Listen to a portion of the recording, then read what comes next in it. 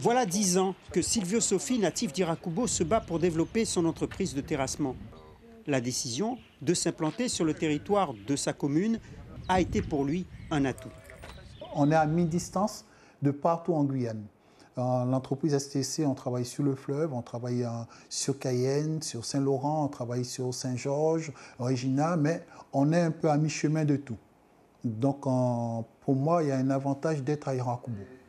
La structure compte 24 employés. Pendant le confinement, Silvio Sofi a dû mettre au chômage partiel les 2/3 de son personnel. Brusquement, on se retrouve avec du personnel, donc on sait que c'est une responsabilité des familles qui ont besoin de vivre et qu'on est obligé de les mettre en chômage partiel, on n'a plus de travail pour eux. L'entreprise même, on n'a pas grand-chose à faire, on est totalement confiné.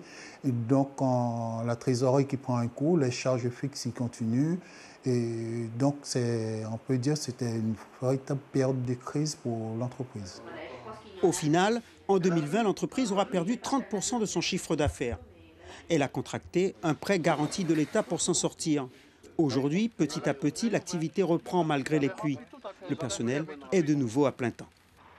Autre société de la commune, cette usine de fabrication de parpaings. Ici, ils ne sont que 6 employés. Étienne Francillonne a repris l'affaire il y a 8 ans. La crise sanitaire, heureusement, ne perturbe pas trop la production. On applique la distanciation, donc il n'y a pas de souci. Il y a 6 personnes qui travaillent à l'usine, ils sont tous au moins à 100 mètres les uns des autres, donc ça ne nous pose pas tellement de problèmes. Conséquence, le chiffre d'affaires d'1 400 000 € n'est pas trop impacté par la situation sanitaire. Mais les incertitudes persistent tout de même. Aujourd'hui, les délais qu'on pouvait donner à nos clients de 60 jours, c'est passé à 90 jours. On est obligé de travailler un petit peu en dents de scie parce que si on produit trop, on ne peut pas vendre, donc on va vers des difficultés. À Irakubo, une quinzaine d'entreprises ont pignon sur rue. Les plus gros employeurs demeurent les collectivités, mais la municipalité ne désespère pas d'attirer plus de sociétés sur son territoire.